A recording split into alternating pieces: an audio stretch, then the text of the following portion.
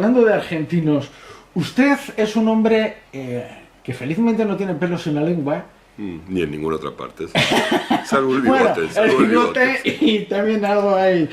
Pero lo digo porque es usted uno de los pocos argentinos que yo conozca que le da de fino al Papa. El Papa Francisco, el Papa Bergoglio. le llama el Papa peronista. Es lo que es. Y habla con él, no sé si de una manera rayana al desprecio, pero sí poca, con muy poca simpatía hacia el personaje. Y en cambio todo el mundo estamos viendo, creo yo, cómo el Papa Francisco se está creando el hecho de ser un santo dentro de quizás 20 o 30 años. Bueno, si le gusta, si le va a esa marcha, ¿por qué no? Digo, también hay sadomasoquistas, hay, qué sé yo, hay todo tipo de perversiones. Sí, bueno, yo he visto demasiado al peronismo en acción como para no reconocerlo en lo que hace Jorge Bergoglio en el Vaticano. Es decir, tomar una institución, un movimiento, un partido que está en un punto muy bajo de aceptación, como era en este caso la Iglesia de Roma. Uno pensaba hace 5 o 10 años en la Iglesia de Roma, y lo primero que se le ocurrían eran curas pedófilos y maniobras financieras, ¿no? Políticas más reaccionarias que lo imaginable. Y entonces digo, tomar una institución que está en un punto muy bajo de su prestigio y tratar de repararlo diciendo que el verdadero sentir de esa institución o los verdaderos valores de esa institución no son estos, sino otros anteriores que han sido abandonados y a los que hay que volver. Es lo que viene haciendo el peronismo desde hace 70 años en la Argentina, y por eso se mantiene. Cada vez que ejerce el poder y muestra que es una catástrofe para el país, aparece alguien que dice, pero este no era el verdadero peronismo, de la misma manera que Bergoglio ahora aparece y dice, esta no era la verdadera iglesia, tenemos que volver a sus raíces, a sus fuentes, etcétera, etcétera. Su procedimiento me suena tanto que no le creo una palabra, lo cual no es un problema para nadie, supongo.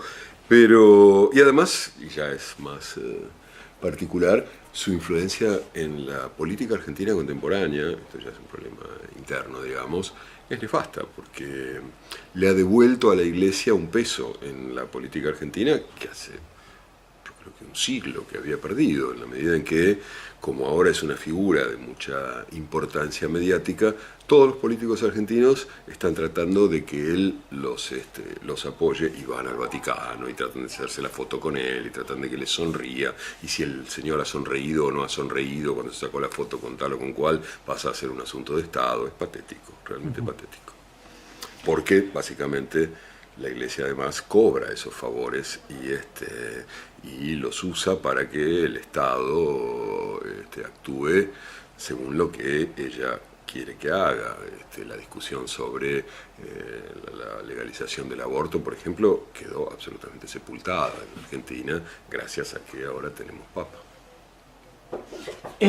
Una de las cosas que a mí me ha llamado la atención de su literatura, sobre todo también un poco de su último libro, de Echeverría, también por supuesto en El hambre, es un cierto deje de tristeza en su forma de escribir. Hay como si esa cosa de lo que vivieron los argentinos en la década de los 70 y de los 80, los 30.000 desaparecidos, pesase en su literatura, como si esa ausencia todavía no bien resuelta en Argentina estuviese en su literatura. Y hay como quizás el personaje de Echeverría, que intenta crear un país que al final se le viene abajo. Ese cúmulo de tristeza aparece en su literatura, junto con otra cosa que a mí me gusta mucho, que es la duda. Usted escribe siempre como sus párrafos pueden empezar con un acaso, no sé qué, punto, acaso. O quizás. Y siempre se está poniendo como en duda. Y en este sentido le hace un autor muy cartesiano. Sí, en cuanto a la tristeza, me lo han dicho últimamente, yo no lo noto tanto, pero es muy probable, o sea, cuando no lo pienso como un principio, pero si me lo dicen lo reconozco, lo veo. Pero diría que, para empezar, los argentinos no no necesitamos remitirnos a las atrocidades de los años 70, que hicieron, entre otras cosas, que yo tuviera que dejar la Argentina, viví mucho tiempo fuera del país. No necesitamos remitirnos a eso porque ya desde mucho antes habíamos inventado el tango, que es claramente una forma, es una tristeza que se baila, como decía el otro.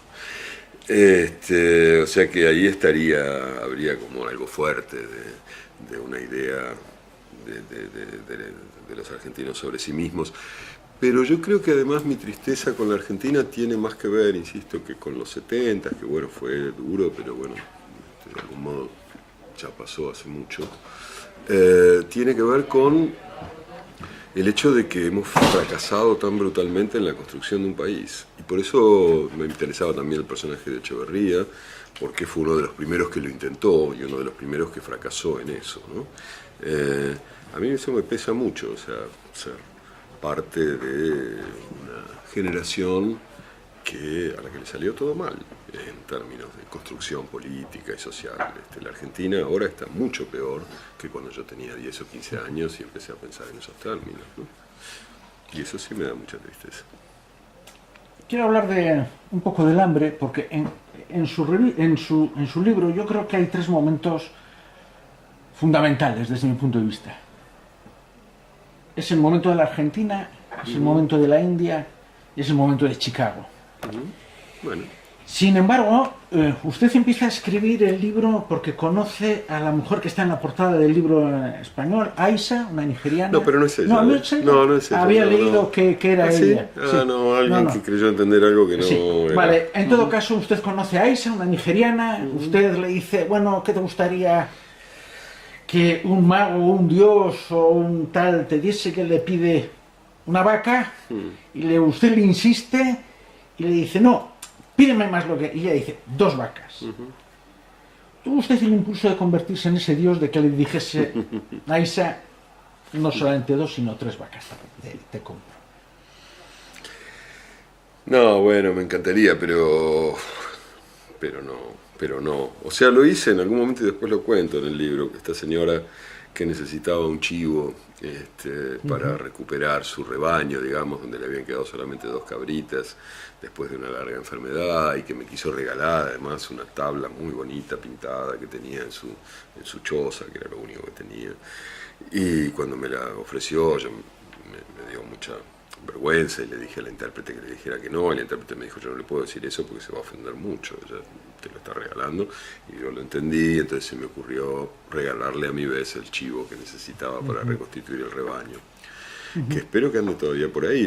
Le pedí que le pusiera Martín, pero no sé si existirá este chivo Martín, pero quiero decir, obviamente más de una vez, muchas veces te da como la tentación, pero me parece que no es el trabajo que uno tiene que hacer, ¿no?